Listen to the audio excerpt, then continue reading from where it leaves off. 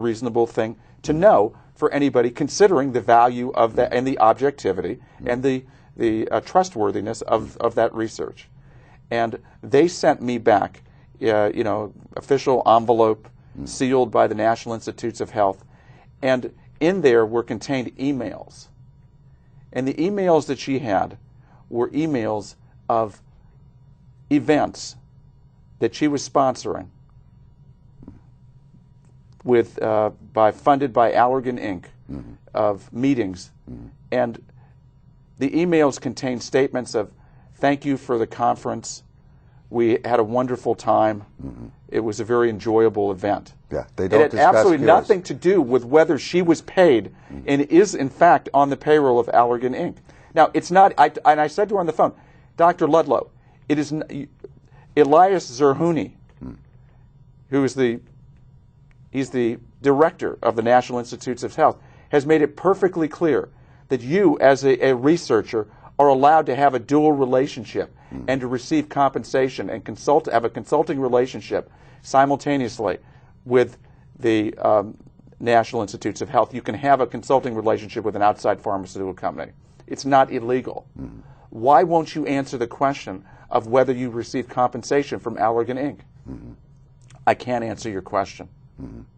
She's on the masthead of the NSDA, National Spasmodic Dysphonic Association, and that association says on its masthead that it's not to take a position on any drug, not to endorse any specific drug. Any one treatment for spasmodic dysphonia. And it certainly does that in the NSDA, in its website, and its newsletter.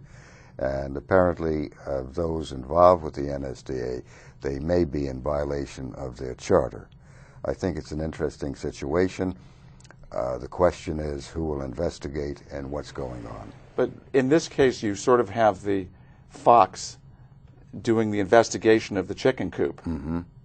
Because as long as they're in control of the investigation, who's receiving money, direct payments support from Allergan Inc., it's very doubtful. Look, I talked with a lady, a very lovely lady.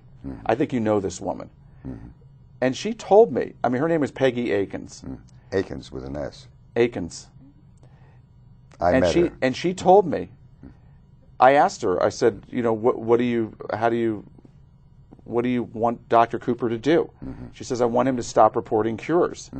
I said, why? He said, because he's a rebellious person, and I want him to be more liked by the field. So I've encouraged him to stop reporting cures of spasmodic dysphonia. And she told me flat out, she said, Allergan are wonderful people. I think they are too. They're wonderful people. And by that, what she was referring to is they, A, pay her salary, and B, sponsor, and she was the head of coordinating national meetings sponsored by Allergan, disseminating on state-of-the-art treatments for spasmodic dysphonia. Right. But I asked her, why isn't Dr. Cooper included to present an optional treatment? Which are cures. Because they don't want cures. And the issue comes down to this, folks. If there are cures of the so-called incurable voice problem called the strangled voice, which Robert Kennedy Jr. has, and if you listen to him talk, you have some concerns. If you listen to Diane Rehm, who has spasmodic dysphonia, she's on NPR radio, and one of the sponsors is Allergan, the maker of Botox. If you listen to them, you have to ask yourself what's going on. But the issue is, what is Botox doing for those with SD? Does it work for them? Is it making their life better? Is it fulfilling their career? And are they on Botox 4 to 10 times a year, each and every year for life? Yes. At a cost of $1,000 to $4,000 per shot, a Full Employment Act, a lifetime annuity for those doing those shots. Apparently there may be only 200 of 14,300 doing that. But I don't even think you're begrudging physicians the right to earn a living administering Botox. You're not even opposed to Botox shots, are you? No, I'm not. I mean, they've gotten the wrong impression. You won't try it yourself. In the book that we wrote, try Botox, see for yourself. Try surgery, see what happens. Surgery was the state-of-the-art treatment of choice in early 1970s. It lasted for 20 years, and the American Speech Language Hearing Association has indicated on 1994 and on that 2/3 of those who underwent the surgical procedure at that time, state-of-the-art treatment of choice, like Botox is said to be today, are worse off than before. That's the official position. My position is that Botox may be in the same category, that 2/3 of those who are undergoing Botox for SD may be in the analogous position as were surgical cases. 2/3 of those are worse off than before. That's my take on what's going on, listening to patients, reading their email, listening to them on the phone, and so forth. Yet they're told that Botox is a state-of-the-art treatment of choice, and my question is very simple: for whom and why? The medical profession and Allergan and the academic world, the American Speech Hearing Language Association, all guarantee there are no cures of spasmodic dysphonia, the strangled voice. It sounds like this. The eyes are popping, the face is strangling, and the neck is taut, the body goes haywire.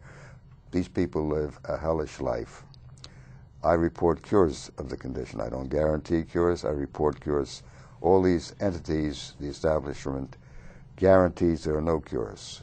I must be doing something wrong because the cures are peer-reviewed, and I've been reporting cures for 35 years. Something is amiss, Dr. Well, Curtis. Aikens told me, I mean, just, on this. She came to the office in October 14th, year 2000, and said, if I don't report cures, but I said, Peggy, I have peer review of cures. If I don't report cures, they will refer to me. Peggy, there are cures. And she was not interested in cures. She was interested in me recanting, and I told her, I'm sorry, I don't recant. I report ongoing cures of this condition year after year, recoveries, improvements, all naturally. And this is, I think, why this whole problem is occurring. I am somewhat of a threat to the Allergan company, which is the monolithic, huge outfit. Well, realistically, let's be honest. I don't exist. Please. I'm a fly on the elephant. You are not a threat to Allergan. Please. The vast majority of their Botox sales have nothing to do with SD. That's They have correct. to do with cosmetic applications. Now they do. And then they have other applications. Yes, they have many I just read an applications. article in the Los Angeles Times by their CEO who said that he has potentially 100 applications. He's interested in treating female sexual dysfunction, carpal tunnel syndrome, I wish headaches. them all, Dr. Curtis, I wish them all well. This drug was Botox is not fulfilling, from my experience, this what drug was, they are saying it does. Yeah, this drug was referred to by, I believe it was a physician in New York. We have 1 minute left. Okay, this is essential. This drug was referred to by this physician in New York, a respected neurologist, Mitchell F. Brin, in the New York Times as, I believe, the next penicillin. That was on the front page, 2003, March 2nd.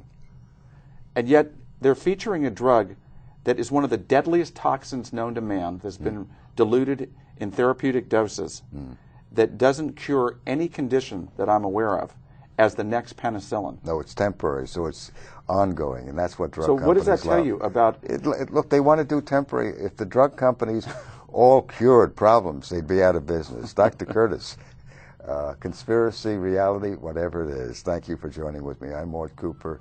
Change your voice, change your life. That's what I do all naturally. Bye-bye.